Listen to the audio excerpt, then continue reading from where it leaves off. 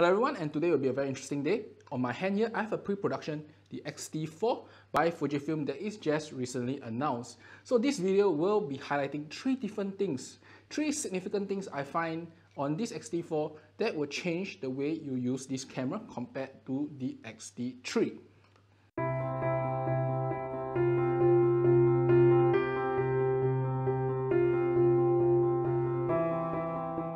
Hello everyone, I'm Richard, and as I said earlier in this video, I'll be looking at XT4 and of course three major functions that have changed in this XT4 which may make a difference to how you shoot and how you use the camera. Now, firstly, of course, the headlines is that this camera now has inbuilt body image stabilization or IBIS. Now, with IBIS, what does it mean is that XT4 could be used handheld at a lower shutter. And this is great for night photography, it is great for traveling, it is great for low light, it is great for indoor photography. Anything that does not move will benefit from utilizing IBIS. Now, IBIS is not something new, it exists in Fujifilm's GFX 100, the medium format, which I believe if you have followed my channel know that I have one. And another thing is of course the XH1, which is a relatively by now an old camera because that was using X processor 3, a much older processor, and it's also using a old 24 megapixel sensor. With the XT4, you get whatever the XT3 have, the new processor, the high speed AF, the better tracking, with IBIS now from the XH series. And in fact, this IBIS is supposed to be rated better than the XH. The XH was rated up to 5.5, I believe, and the new XT series is rated up to 6.5, and it's almost 5 for any other lens you utilize. So how effective is this image stabilization? If you look at this image here, I shot it all the way from, I believe, 150 down to 1.3. And if you see the shots here, I can safely say at 125, this is perfect. And that is at 55 mm, which is about 80 mm. At 125, about 4 shots are sharp.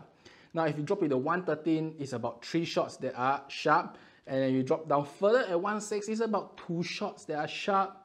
And if you drop it to 1.3, you get 1 out of 5 shots that are sharp. Now, what does it mean? The effective image stabilization to me is approximately 1 at 120 out of 80 mm equivalent. So that is about 2 stops of IBIS, and that is good enough for most purpose. Now, of course, if you look at it and you're really desperate, you can use 113, which gives me like 3 sharp shots. And 3 out of 5 is still a good number, especially if you do outdoor night photography and you just need that shot. So the IBIS is a great addition. And not only that, you get IBIS in an XT3 style body or XT style body, which is much smaller, and some people do prefer this style of body itself. The next thing that will probably change the way you use is, of course, this flippy screen here. Now, this flippy screen is not a very new technology. It exists in a lot of cameras like the one that's shooting me now, the Canon EOS R. It also exists in the Olympus series, the GH series from Panasonic. It exists in many cameras. Now, Fuji has finally implemented this, and this tells the world that this camera now is ready for a hybrid shooting experience. This is, of course, very useful for video logging, vlogging. I don't do that, but I believe many in this world would have liked this because the XT series of body is relatively small compared to the XH series. And this body is only about 600 grams, so it's just slightly heavier than the old XT3.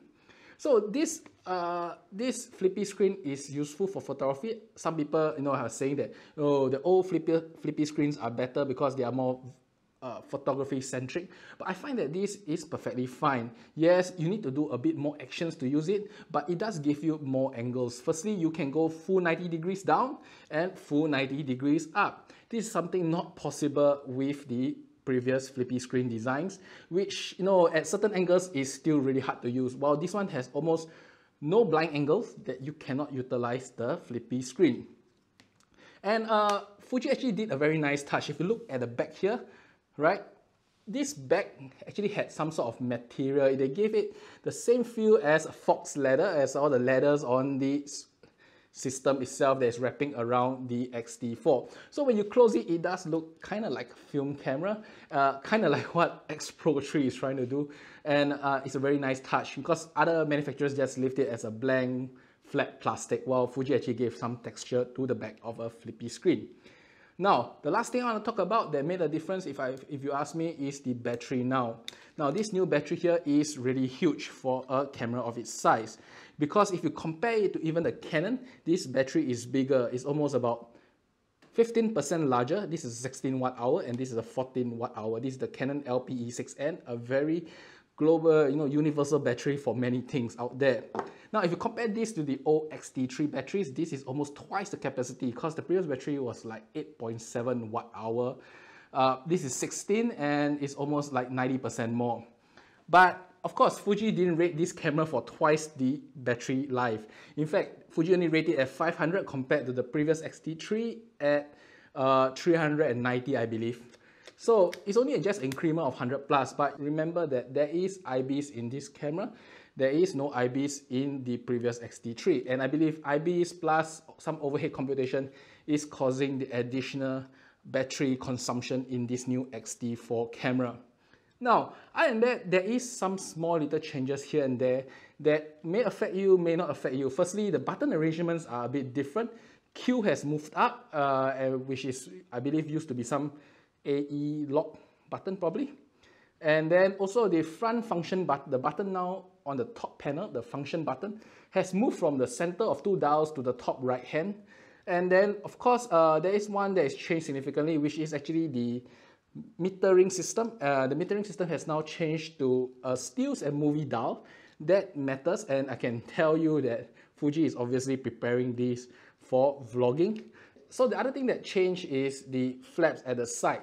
Now, Fuji used to have one universal flap where you open up and all the ports are in a row, and now they split in two different flaps that you can't remove. It's this dangly plastic rubberish flap that dangles off the camera itself. And not only that, they actually remove the headphone jack, and you will need to get some converter from USB-C to the 3.5mm jack to utilize the headphone connections, which means you can't really charge and utilize this camera and monitor audio together, which is a little sad, I guess. But if not, you can't remove the flap. So a lot of people did compliment the XT3 that you can remove the flap totally and therefore use it as a very nice camera to mount on the rig.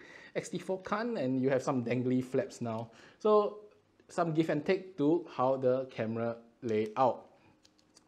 And that there's really not much difference. There is the two SD card slot, two UHS-2 slot here, and pretty much everything else is the same. Now I have to say that I'm quite excited with the XT4 because when I had went for the X Pro 3 launch, I talked to Keitaro and I told him one of the biggest reason I still not using the XT3 is because it lacks IBIS. Because IBIS is a very good mechanism for the purpose of travel. The fact that I do not need to hold a tripod to take my shots just makes a lot of sense for traveling. And XT4 pretty much delivers that. IBIS that is better than the XH3 in a body just slightly bigger and just slightly heavier than the XT3 itself. The XT4 is a really great travel camera if you ask me. I hope that somebody else show us more interesting things. But definitely this year will be a very interesting one because of the Olympics, which we are not sure whether it will happen or not. Because Canon is even launching the R5, very, very exciting camera here. And this XT4 really adds on and starts this year with a bang for being such a good spec camera. And it's not going to be really cheap though. It is priced about maybe 1,700 USD, so it is more expensive than the previous XT3. However, based on its performance, its IBIS, and its size, I think it's a great buy if you want a traveling camera and you don't mind the APS-C sensor.